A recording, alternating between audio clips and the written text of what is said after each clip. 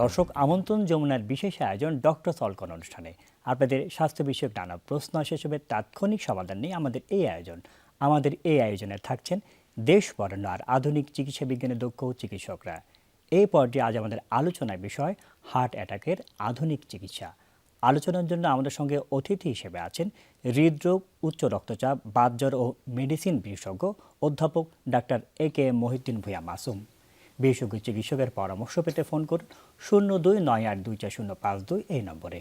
আপনাদের সাথে পুরো আয়োজন জুড়ে আছে আমি ডাক্তার আবু সাইদ শিমুল। দর্শক, এখন কিন্তু হার্ট অ্যাটাকের সংখ্যা দিনে দিনে বেড়েই যাচ্ছে। আমরা দেখতে পাচ্ছি যে আমাদের পরিচিত বন্ধুবান্ধব বা আত্মীয়স্বজন কেউ না কেউ হার্ট অ্যাটাকে বিভিন্ন সময়ে আক্রান্ত হচ্ছেন। হার্ট অ্যাটাকের ঝুঁকিগুলি কি, চিকিৎসা কি, সব বিষয় নিয়ে আলাপ করতে আমাদের সাথে অতিথি হিসেবে আছেন অধ্যাপক ডাক্তার এ.কে.এম. মহিউদ্দিন ভূঁইয়া মাসুম। আপনাকে স্বাগত আমাদের অনুষ্ঠানে। ধন্যবাদ। একটু যদি প্রথমে আমাদের একটু বলতেন যে হার্ট অ্যাটাক বিষয়টা আসলে কি? হার্ট অ্যাটাক হলো যে হার্টের যে নিজস্ব ফিডিংয়ের জন্য যে রক্তনালীগুলো আছে, ধমনীগুলো আছে, সেগুলো হঠাৎ করে বন্ধ হয়ে যাওয়া বা পার্শিয়ালি বন্ধ হওয়া অথবা পুরোপুরি বন্ধ হয়ে যাওয়া। এর ফলে যে কার্ডিয়াক সিমটমগুলো আসে সেটাকে আমরা হার্ট অ্যাটাক বলি। আর সাধারণ কথা যদি আমরা বলি এক মেডিকেল টার্মে, সেটা হলো যে অ্যাকুয়েট করোনারি সিনড্রোম। একটা রোগী চেস্টের কার্ডিয়াক ইভেন্ট নিয়ে ফার্স্ট মেডিকেল কন্টাক্ট অথবা কার্ডিয়াক ইমার্জেন্সিতে আসলো, এটাকে আমরা বুকে ব্যথা, শ্বাসকষ্ট, বিভিন্ন সিমটম নিয়ে এটা হার্ট অ্যাটাক হলে আসলে কি হয়, যে হার্টের কি কার্যক্ষমতা বন্ধ হয়ে যায় বা নষ্ট হয়ে যায় এমন কিছু? হার্ট অ্যাটাক হলে আমি ওই জায়গায় আসছি যে হার্ট অ্যাটাক হলে কি হয়, সেটা হলো যে হার্ট অ্যাটাক যখন হবে তখন আমরা যখন ইমার্জেন্সিতে আসবো, যে আমার কার্ডিয়াক সিমটম আছে, তখন আমাদের ইমার্জেন্সি মেডিকেল অফিসার অথবা আমাদের ফার্স্ট মেডিকেল কন্ট্যাক্ট যিনি থাকবেন তিনি একটা ইসিজি করবেন। ইসিজিতে যদি আমরা চেঞ্জ পাই যে ইসিজি এসটি এলিভেশন আছে, তাহলে আমরা এটাকে ভাগ করি যে এসটি এলিভেটেড এমআই, তো ডায়াগনোস হয়ে গেলো যে এমআই হয়েছে তা ওনার। আর যদি দেখি ইসিজি আমার চেঞ্জ নাই বা নন স্পেসিফিক চেঞ্জ আছে, সেক্ষেত্রে আমরা আরেকটা পরীক্ষা করি, ট্রপনিনটা করি। যে ট্রপনিনটা যদি হাই থাকে, ধরলেন আপনারা কিভাবে নির্ণয় করেন? সাধারণ মানুষ আসলে ওইখানে হার্টের ভিতরে হয়টা কি যায়, যেই জন্য এই চেঞ্জগুলি আসে? হার্টের মধ্যে যে আমাদের যে শরীরে যে চর্বিগুলো থাকে, থ্রম্বাস, ওটা প্লেগ, ওগুলা হয়ে ওই প্লেগগুলো গিয়ে ওখানে থ্রম্বাস ফর্ম করে এবং ওখানে যে রক্তনালী সেগুলো বন্ধ করে দেয়। বন্ধ করে দেওয়ার ফলে রক্ত চলাচল বন্ধ হয়ে যায়। জি, এইটা একটু যদি বলতে, অনেকে বলে থাকে যে হার্ট স্ট্রোক আসলে বিষয়টা কি, বা এটা কি আসলে অন্য বিষয়? হার্ট কোনো স্ট্রোক না, স্ট্রোক বেসিক্যালি ব্রেন রোগ। আর হার্টের ক্ষেত্রে বলা হয় হার্ট অ্যাটাক। আচ্ছা, আসলে তাহলে স্ট্রোক বলতে আমরা বলবো যে ব্রেনের বিষয়, আর হার্টের ক্ষেত্রে আসলে হার্ট অ্যাটাক বলবো। আচ্ছা, হার্ট অ্যাটাক আপনি একটা বারবার উচ্চারণ করছিলেন যে কার্ডিয়াক সিমটমের কথা। সিমটম যেটাকে আমরা বলি লক্ষণ, কি কি লক্ষণ দেখলে আসলে বোঝা যায়? লক্ষণ ইন জেনারেল যেটা বুকে ব্যথা হবে, ব্যথা রেডিয়েট করে বাম হাতে চোয়ালে, ডান হাতে পিঠে, সোয়েটিং হয়, শ্বাসকষ্ট হয়, ভমিটিং হয়, ডিজিনেস হয়, এগুলো নিয়ে রোগী আসতে পারে। এবং এটিপিক্যালি অনেক রোগী আসে এভাবে যে বিশেষ করে বয়স্ক রোগীরা হিক্কাপ হচ্ছে, হেঁচকে যেটা বলি আমরা, আনএক্সপ্লেইনড উইকনেস, এগুলো হলো এটিপিক্যাল প্রেজেন্টেশন, এগুলো নিয়ে আসে। তখন আমরা রোগীর হার্ট অ্যাটাক হয়েছে কিনা সেটা দেখার জন্য আমরা ধরুন বুকে ব্যথার বিষয়টা দেখা যায় একটু ঘামও হয়, অনেকের ক্ষেত্রে দেখা যায় গ্যাস্ট্রিকের ব্যথা, যেটা তাতে অনেকে বলে যে আমার একটু ঘাম হচ্ছে, একটু কেমন জানি লাগতেছে। এটা দুটো আসলে পার্থক্য কীভাবে করা যায়? এটা পার্থক্যগুলো আপনাকে ইভ্যালুয়েশনে যেতে হবে। যে আমি যখন এরকম ধরনের সিমটম হবে যে আমার কার্ডিয়াক সিমটম আছে, আমি আর বাসায় বসে থাকবো না, আমি দ্রুত চলে যাব আমাদের যেখানে মানে কার্ডিয়াক চিকিৎসার ব্যবস্থা আছে, ওই ধরনের সরকারি হোক প্রাইভেট সেন্টার হোক, সেখানে আমরা যাব।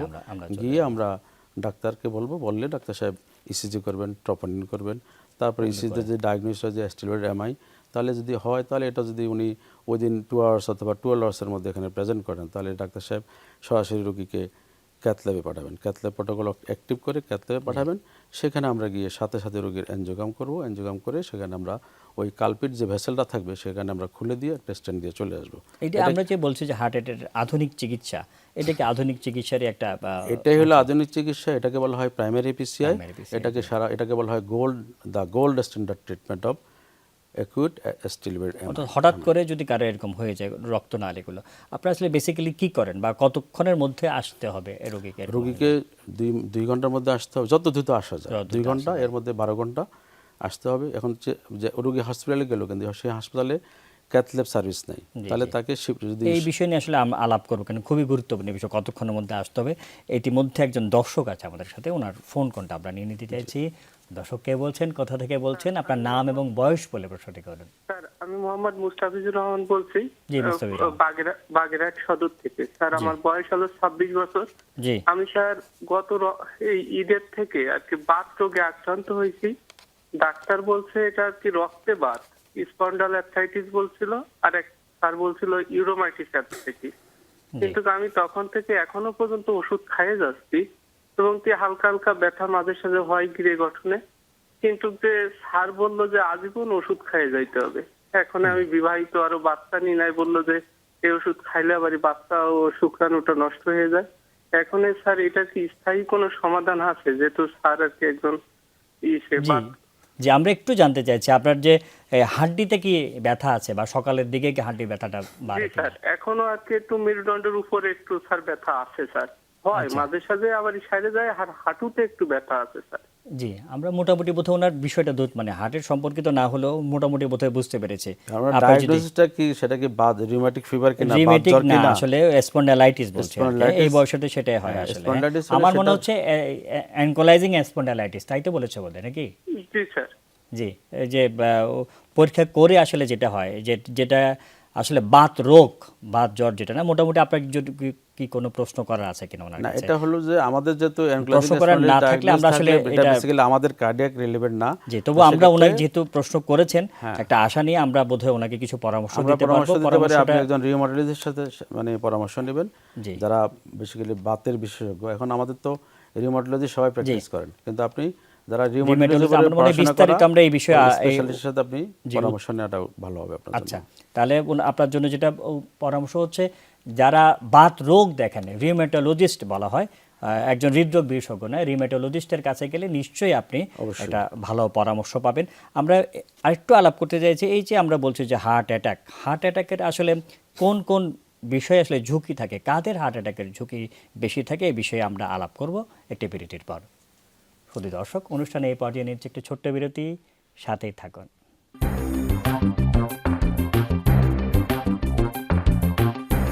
বিরতির পর ডক্টর সলক অনুষ্ঠানে আপনাদেরকে আবারও স্বাগত জানাচ্ছি। আজকে আমাদের আলোচনার বিষয় হার্ট অ্যাটাকের আধুনিক চিকিৎসা, এবং আমাদের সাথে অতিথি হিসেবে আছেন অধ্যাপক ডাক্তার এ.কে. মহিউদ্দিন ভূঁইয়া মাসুম। আমরা আলাপ করছিলাম যে আসলে কাদের ঝুঁকি বেশি। তার আগে আমরা বিরতির আগে একটা আলোচনা শুরু করেছিলাম যে আসলে কতক্ষণের মধ্যে এই যে প্রাইমারি পিসিআর কথা বললেন, সেটা আমরা করতে হবে। এটা যদি একটু আমরা আলোচনাটা চালিয়ে যেতে চাই, কতক্ষণের মধ্যে আসলে আসতে হবে? এটা বেসিক্যালি হলো যে যদি হার্ট অ্যাটাকের মানে ডকুমেন্টারি হার্ট অ্যাটাক হয়, তাকে প্রাইমারি পিসিআর করার জন্য মানে অ্যাকুইট স্টেরয়েড এমআই যেটা আমরা বলি, সেটা হলে তাকে 2 ঘন্টার মধ্যে হসপিটালে আসা হলো স্ট্যান্ডার্ড প্রোটোকল। এরপর হলে 12 ঘন্টা পর্যন্ত আমরা এটাকে অ্যালাউ করি, এটা অ্যাকর্ডিং টু আওয়ার গাইডলাইন। ওই সময়ের মধ্যে সে আসতো, কারণ অনেকে তো দেখা গেছে এর বাইরে থেকে আসবে, শহরের বাইরে থেকে আসতে পারে। সেক্ষেত্রে আমরা একটা প্রোটোকল মেনটেন করি, এটা হলো 12 ঘন্টার মধ্যে সে আসবে। আর এটা বেশ সর্বোচ্চ টাইম। এর মধ্যে আসলে যেটা হবে যে আমাদের যখন ইমার্জেন্সিতে আসবে, ইমার্জেন্সি থেকে আমাদের ক্যাথ ল্যাবে যখন আমরা রোগীর প্রাইমারি পিসিআর করবো, এটাকে বলা মানে ফার্স্ট মেডিকেল কন্ট্যাক্ট থেকে ডোর টু বেলুন টাইম, সেটা হবে লেস দেন 90 মিনিটস। আর যদি আমাদের নন পিসিআর সেন্টার থেকে আসে, সেক্ষেত্রে আমাদের হলো ডোর টু বেলুন হলো 120 মিনিট। এর মধ্যে কিন্তু আমাদেরকে আমরা এই রোগীর অ্যানজিওগ্রাম করবো, ওই কালপিট ভেসেলে আমরা বেলুনিং করবো, এবং সাথে সাথে আমরা একটা স্টেন্ট বসিয়ে দিয়ে রোগীকে সেটা বলতে বাসা থেকে ইমার্জেন্সি আসা পর্যন্ত সময়টা তাহলে আপনি বলছেন 2 ঘন্টা এবং সর্বোচ্চ 12 ঘন্টা।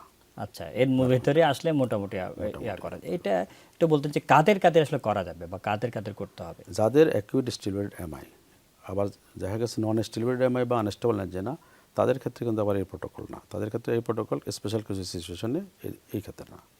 আচ্ছা, যদি যাদের আপনারা ইসিজি করে আসলে এটা ইসিজি দেখেন, করে আমরা যখন ইসিজি যে বিভিন্ন ধরনের লিড রয়েছে, যখন আমার ডাইনামিক চেঞ্জ হলো ইসিজিতে এমআই এর স্টিলয়েড এমআই চেঞ্জ থাকলো, এসটি লিমিট আমাদের দর্শকদের জন্য একটু যদি বলতে, আসলে ইসিজি করে বিভিন্ন ধরনের যে আমাদের বিভিন্ন ধরনের আঁকা বাঁকা যে বিষয় change দেখা যায়, থাকবে, সেইটা চেঞ্জ যদি change এসটি যদি যেটা থাকে, সেটা যদি বড় যদি বেশি থাকে, change সেটা থাকে, আপনারা চিকিৎসকরা চিকিৎসকরা দেখে আসলে ঠিক দেখে করেন। আসে। এটা আসলে এটার সুফল কি আসলে? এটার সুফল সবটাই সুফল। এটা হলো যে যখন একটা ব্লক হয়, ব্লক হয় আর্টারি যে এলাকার সাপ্লাই দিয়ে হার্ট মাসেলকে, সেই ব্লক পরবর্তী ওই সাপ্লাই কিন্তু মাসেলটা কিন্তু ড্যামেজ হয়ে যায়, এক পর্যায়ে নেক্রোসিস হয়ে যায়, হার্ট ফেলিওর ডেভেলপ করে, এবং পার্মানেন্টলি কিন্তু রোগী খারাপের দিকে চলে যায়। ওটা দেখা যাচ্ছে যে আপনি বলতে চাচ্ছেন কোন একটা জায়গায় রক্ত সরবরাহ করে যে নালী, সেটা যদি বন্ধ হয়ে যায় তাহলে সেই যে এরিয়াতে রক্ত সরবরাহ করে সেই মাসেলগুলি বা সেই অংশটা একেবারে ড্যামেজ হয়ে যায়। আপনারা খুব দ্রুত যদি খুলে দ্রুত দিতে যদি আমরা পারেন খুলে দিলে আমরা যেটা হবে সে আবার সতেজ হয়ে যাবে জি। এবং তার এখানে ডেথ রেট খুবই কম থাকে না বললেই চলে, এবং তার হার্টটা অ্যাজ ইট ইজ নর্মাল থাকবে এবং হার্টের ফাংশনাল ক্যাপাসিটি ভালো থাকে এবং সে পরবর্তীতে হার্টের কাছে যে ঝুঁকি এটা থেকে সে অনেকটা মুক্ত থাকে। এটার সাকসেস রেট কেমন? সাকসেস রেট আমার দৃষ্টিতে সাকসেস অনেক বেশি, প্রায় 100% কাছাকাছি success rate. Very rarely patient যদি একেবারে আরও অনেক কোমরবিড ডিজিজ আছে সেগুলো নিয়ে প্রেজেন্ট করে অনেক সময় দেখা গেছে 2-1টা রোগীর দুর্ঘটনা ঘটে, বাট ভেরি রেয়ারলি। আচ্ছা, এটা আসলে কোথায় কোথায় ফ্যাসিলিটি বাংলাদেশের সকল জায়গায় কি এটা? বাংলাদেশে সরকারি পর্যায়ে বর্তমান সরকার আসার পরে আমাদের এনআইসিবিটিতে চালু হয়েছিল, কিন্তু আমি গতকাল এটা নিয়ে আলাপ করার পরে বুঝলাম যে প্রাইমারি বিসিআই গতকাল থেকে শুনলাম যে কয়েকদিন ধরে বন্ধ, কারণ ওই যে প্রাইমারি বিসিআই তো যখন একটা স্ট্যান্ডের একটা ব্যাপার থাকে, আচ্ছা, গভর্নমেন্ট যে স্ট্যান্ডটা দিত সেটা এখন একটু মনে শর্ট আছে। তো আমি যতটুকু শুনেছি বন্ধ, আবার চালু হবে খুব দ্রুতই। আর প্রাইভেট সেন্টারের মধ্যে বাংলাদেশের সকল প্রাইভেট সেন্টার ইচ্ছা করলে পারে, কিন্তু বেসিক্যালি এটা এখন অ্যাভেলেবেল কি আমরা ঢাকা এবং ঢাকার বাইরে কোথায় কোথায় available? ঢাকার বাইরে ঢাকাতে আমরা যে আমার যে centre popular medical college and hospital, আমরা এই থিমে করছি যে 24 আওয়ার্স 24/7 আমরা 24 ঘন্টা এটা খোলা রাখছি এবং যখন রোগী আসবে আমরা প্রাইমারি বিসিআই করে দিচ্ছি। আপনাকে একটা ডাটা দিব আমি, আমার 11 সেপ্টেম্বর আমার সেন্টার উদ্বোধন হলো, গতকাল পর্যন্ত আমি 53 প্রাইমারি বিসিআই করছি এবং আমার সাকসেস রেট কিন্তু 100%। আলহামদুলিল্লাহ, এটা আমরা বলবো শুভকামনা এবং কংগ্রেচুলেশন। আলহামদুলিল্লাহ, থ্যাংক ইউ। আর ঢাকার বাইরে চট্টগ্রাম হচ্ছে, কুমিল্লাতে সীমিত আকারে হচ্ছে। এখন এটা হলো বেসিক্যালি হলো পেশেন্টের এবং ডাক্তার। খুলনাতেও বোধহয় হয়। খুলনাতে হচ্ছে, এটা পেশেন্ট এবং ডক্টর। এখন একটা রোগী চলে আসলো, হার্ট অ্যাটাক করছে, সরাসরি হসপিটালে চলে আসলো, এখন তার প্রাইমারি বিসিতে এক্সপেন্সিভ একটা ট্রিটমেন্ট, আর সেই টাকাটা যদি না থাকে সে বেসিক্যালি ইচ্ছা থাকলে করতে পারছে না। পরবর্তী জটিলতা হওয়ার ঝুঁকি কেমন? ভেরি রেয়ারলি প্রাইমারি বিসি রোগীদের জটিলতা বেশি একটা হয় না। আর পোস্ট প্রসিডিউর কমপ্লিকেশন আমাদের যে কোনো চিকিৎসার একটা কমপ্লিকেশন থাকে, আচ্ছা, সেটা একটা মাথায় রাখতে হবে যে অনেক সময় দেখা গেছে যে অন্য একটা রোগের জন্য তার একটা কমপ্লিকেশন হলো, অনেক সময় দেখা গেছে মানে নিউমোনিয়া ডেভেলপ করছে বা তার ডায়াবেটিস আনকন্ট্রোল, তার কিডনির সমস্যা আছে, ওই জন্য জটিলতার জন্য কিছু ঝামেলা তো হবেই, কিন্তু বাট একদম পিওর প্রাইমারি বিসি করে ঝামেলা হয়েছে এরকম খুব কম। আচ্ছা, এই যে প্রাইমারি পিসিআই করার পরে কতদিন পর্যন্ত উনি আসলে রেস্টে থাকা দরকার বা উনি স্বাভাবিক যে কাজকর্ম যেটা রয়েছে সেটা করতে পারবে? আমরা বেসিক্যালি একটু মানে রোগীকে তো হসপিটাল থেকে 3 দিনের মধ্যে আমরা ছুটি দিয়ে দিই, তারপরে বলে যে 1 সপ্তাহ রেস্ট নিয়ে ফলো হবে, দেখা করবেন, দেখা করার পর আমরা স্বাভাবিক কাজ 2 সপ্তাহের মধ্যে স্বাভাবিক কাজকর্ম আমরা পাঠিয়ে দিই। আচ্ছা, 2 সপ্তাহের মধ্যে আমরা 2 সপ্তাহের মধ্যে পাঠিয়ে দেব। বাংলাদেশের প্রেক্ষাপটে আসলে এই যে প্রাইমারি পিসিআই এর সম্ভাবনা কতটুকু, এই বিষয়ে আমরা আলাপ করবো একটি বিরতির পর। শুধু দর্শক, অনুষ্ঠানে এই পর্যায়ে নিয়ে নিচ্ছে একটি ছোট্ট বিরতি, সাথেই থাকুন।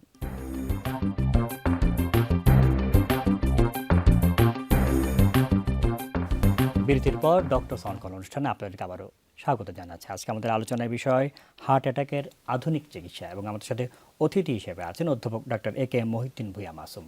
আমরা আলাপ করছিলাম, আপনি খুব সুন্দরভাবে বলছিলেন যে প্রাইমারি পিসিআই এর কথা, আপনাদের সাকসেসের কথা আমরা শুনলাম। এটা আমরা মনে করি বাংলাদেশের প্রেক্ষাপটে একটা আশার কথা যে আগেতে এই রোগীগুলির অনেকটা অংশেরই আসলে মৃত্যু ঝুঁকি থাকতো, কারণ পরবর্তীতে জটিলতা হয়ে গেলে তো আসলে খুব বেশি প্রসিডিওরে গিয়েও লাভ পাওয়া যেত না। আমরা বলে একটা ব্লেসিং বলা চলে এবং আমাদের চিকিৎসা ব্যবস্থার একটা উন্নতি।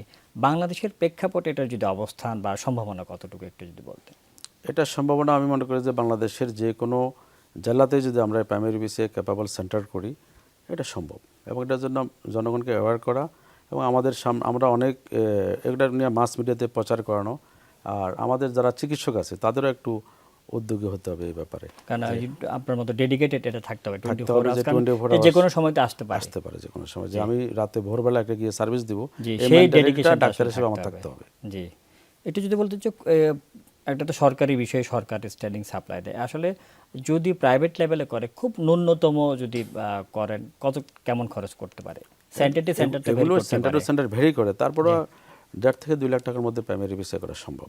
আচ্ছা, এইটার কি আসলে যে পার্মানেন্ট যে অন্য সময় যে আমরা স্টাডিং করি সেটার মতো করে থেকে যাবে? এটা বেসিক্যালি খরচ কিন্তু সেম। আচ্ছা, ডিসিশন মেকিং ভেরি ইম্পর্টেন্ট, কারণ এখন রোগী নিয়ে আসছেন আপনি একা, আপনার কাজিন, এখন কাজিনের বাবা কিন্তু আসে নাই, এখন সিদ্ধান্ত তো আপনি দিতে পারছেন না, আপনি তার ওনার ফার্স্ট গার্জিয়ান, যেহেতু আমাদের ইন্স্যুরেন্সের এরকম ব্যবস্থা নেই। আর যেহেতু বিদেশে যেটা হয় প্রাইমারি বিসিআই ডাক্তার এসে 999 ফোন করলে বাসায় অ্যাম্বুলেন্স চলে যায়, ওখান থেকে ট্রিটমেন্ট পরে শুরু আসে না। হয়, খরচটা হচ্ছে পরে hospital আসে, ইয়া হয়ে যায়। ইন্স্যুরেন্স বা গভর্নমেন্ট বিয়ার করে, আমাদের সাথে পেশেন্ট নিজে দিতে হয়, এই জন্য এটা বিশাল একটা বার্ডেন। না, আমি বলতে চাচ্ছি যে আপনারা প্রাইমারি পিসিআই বলতে যখন তো আপনারা স্ট্যান্ডিংই করেন, যেটা সাধারণ মানুষ বলে, সেটা কি আসলে অন্য নর্মালি যে রেগুলার স্ট্যান্ডিং হয় সেটা এটা কি পার্মানেন্টলি থেকে যায় না আবার কিছুদিন পর আবার চেঞ্জ করতে হয়? না না, চেঞ্জের কিছু নেই এখানে। স্ট্যান্ড তো একবারে হলে স্ট্যান্ড হলে এরপরে lifestyle modification, regular check up, ওষুধপত্র খাওয়া এবং ডাক্তারের কাছে আসে। অনেকে দেখা গেছে যে আপনার স্ট্যান্ডিং করা আছে, ভালো আছে, আর চিকিৎসকের কাছে আসে না, আবার ওষুধ নিজে নিজে বন্ধ করে দেয়। এই কাজগুলো করতে গিয়ে দেখা গেছে তার হয়তো স্ট্যান্ড বন্ধ হয়ে গেছে অথবা আরেকটা জায়গায় অ্যাটাক হয়েছে। এই সমস্যাগুলো নিয়ে রোগীরা আমি আসে। যদি একটু যদি বোঝার চেষ্টা করি, এই যে আপনারা প্রাইমারি পিসিআই করছেন বা স্ট্যান্ডিং করছেন, এদের তো একটা বড় অংশটি আসলেই তো তাদের স্ট্যান্ডিং পড়া তো হতে, জি। কিন্তু ওই এবং খরচও দেখা যাচ্ছে একই হতো, কিন্তু সেই সুফলটা আসলে পাওয়া যেত পাবে না। না। দেরিতে কার্ডিয়াক চিকিৎসা আমি সবাইকে বলি, পেশেন্টকে বলি, এবং আমাদের ডক্টরস কমিউনিটি এবং আমাদের অন্যান্য যে জার্নালিস্ট কমিউনিটি সবাই, আমি সবার সাথে মিশি, তো ওনাদেরকে বলি যে আপনার বুকে ব্যথা হবে, আপনি পিসিআই কেবল সেন্টারে চলে যান, সেখানে ইভ্যালুয়েশন করেন, যদি আপনার প্রাইমারি পিসিআই করার মতো মানে ক্রাইটেরিয়া ফুলফিল করে আপনি এটা করে ফেলেন, কারণ আপনি সময় নষ্ট করার কোনো দরকার নেই। টাইম ইজ মাসেল, প্রতিটা মিনিটে পরে আসলে করে দেখা যাচ্ছে খরচ হবে, জটিলতা হবে, কিন্তু সেই সুফলটা যেটা সেটা পাওয়া যাবে। যেমন আজকে আপনি প্রাইমারি পিসি অ্যাভয়েড করলেন, কিন্তু আপনি 1 মাস পরে গিয়ে রুটিন সিএসজি করলেন, 3টা স্ট্যান্ডিং করলেন, দেখা গেছে হার্টের রিজেকশন পেশেন্ট 30-40, আপনি হাঁটতে পারছেন না, আপনি কাজ করতে পারছেন না, সিঁড়ি বাইতে পারছেন না। এই ধরনের এটাকে অ্যাভয়েড করার জন্য প্রাইমারি পিসি এটাকে আমরা এনকারেজ করি। আচ্ছা, এই যে আমরা তো চিকিৎসা নিয়ে অনেকক্ষণ আলাপ করলাম, কি কি চিকিৎসা দিতে হবে প্রাইমারি পিসিআই এর আসলে যেটা উত্থান, আমরা যদি একটু বলতে হার্ট অ্যাটাক না হওয়ার জন্য বা প্রতিরোধের জন্য আমাদের কি কি আসলে নিয়ম মেনে চলতে হবে? আমাদের খুব বেশি সময় না, এটা হলো যে ওয়ার্ল্ডে এখন সবচেয়ে বেশি গুরুত্ব দেওয়া হচ্ছে এটাকে, এবং এবার বিশ্ব হার্ট দিবসে কিন্তু এটা ছিল অনেক বড় ধরনের একটা স্লোগান যে আমরা প্রিভেনশনে যাব। প্রিভেনশন যেটা আমার কিছু কিছু যে রিস্ক ফ্যাক্টর আছে আমি মডিফাই করতে পারি, লাইফস্টাইল মডিফিকেশনটা যেটা আমরা সবাই বলে থাকি, যে একটু যদি বলতেন তো। আমাদের বেসিক্যালি হলো যে আমাদের যে ডায়াবেটিস থাকে, ডায়াবেটিসটা কন্ট্রোল করতে হবে, উচ্চ রক্তচাপ থাকলে তা কন্ট্রোল করতে হবে, কোলেস্ট্রল থাকলে কোলেস্ট্রলটাকে আমাদের নিয়ন্ত্রণ আনতে হবে, আমার যদি ওবেসিটি থাকে ওজন কমাতে হবে, আর আমার শারীরিক পরিশ্রম করতে হবে, কায়িক পরিশ্রম যেটা বলি। আপনি দেখবেন যে কার্ডিয়াক রোগীর একটা আমার নিজের স্টাডি আছে যে যারা শারীরিক পরিশ্রম করে এদের কিন্তু হার্ট অ্যাটাক কম হয়, এবং গ্রামে যারা এই শ্রমিক শ্রেণী এদের মধ্যে কিন্তু কার্ডিয়াক ডিজিজ খুব কম, এবং গ্রামে যারা কৃষিকাজ করে কার্ডিয়াক ডিজিজ কম। আর আমাদের যে কিছু বাজে অভ্যাস আছে, স্মোকিং, অ্যালকোহল, এগুলোকে বাদ দিতে হবে। তারপরে ওভার স্ট্রেস নেওয়া, অকারণে স্ট্রেস নেওয়া, এবং খুব কম ঘুমানো এবং অনেকক্ষণ রাত জেগে থাকা, এগুলো কিন্তু হার্টের জন্য খুব ঝুঁকিপূর্ণ। হার্ট না, শুধু স্ট্রোকের জন্য ঝুঁকিপূর্ণ। এগুলো যদি আমরা চেঞ্জ করতে পারি এবং রেগুলার যদি আমরা একটা রুটিন লাইফ লিড করতে পারি এবং খাদ্যাভ্যাস যদি চেঞ্জ করতে পারি, তাহলে আমরা ভালো থাকার একটা সম্ভাবনা থাকবে। আমরা হৃদরোগ এবং কার্ডিওভাস্কুলার ডিজিজ, সিবিএ, যেটা মানে ওই আমাদের পুরো সিস্টেমের যে ডিজিজগুলো হয় এগুলোকে আমরা প্রিভেন্ট করতে পারি। খাবারের যদি বলতেন কোন কোন খাবার আসলে অ্যাভয়েড করা দরকার? খাবার ফ্যাটি ফুড, রিচ ফুড যেগুলো, জাঙ্ক ফুড, তারপরে ফাস্ট ফুড যেগুলো আমরা খাই এগুলো, আর কোলেস্ট্রলযুক্ত উচ্চ মানে লিপিডযুক্ত যে খাবারগুলো এগুলো অ্যাভয়েড করা উচিত। এবং কেউ খেলেও কিন্তু পরিমিত, একেবারে অনেক বেশি কাচ্চি খেয়ে ফেললাম আমি, যে তা না, আসলে পরিমিত আমাদের খেতে হবে। আমরা অনুষ্ঠানে একদম শেষ পর্যায়ে চলে এসেছি। অধ্যাপক ডাক্তার এ.কে.এম. মহিউদ্দিন ভূঁইয়া মাসুম, এতক্ষণ আমাদের সাথে থাকার জন্য আপনাকে অসংখ্য ধন্যবাদ। আপনাকে ধন্যবাদ। দর্শক, যেমনটি বলছেন চিকিৎসা শাস্ত্রের উন্নতি হয়েছে, কিন্তু প্রাইমারি পিসিআর এর ব্যবস্থা রয়েছে, কিন্তু এটা না হওয়ার জন্য যে নিয়মগুলি বললেন সেগুলি যদি আমরা একটু মেনে চলি তাহলে আমরা সুস্থ থাকব। আমাদের হার্ট সুস্থ থাকুক, আমরা সুস্থ থাকি, এই কারণে আজকের মধ্যে বিদায় নিচ্ছি। আল্লাহ হাফিজ।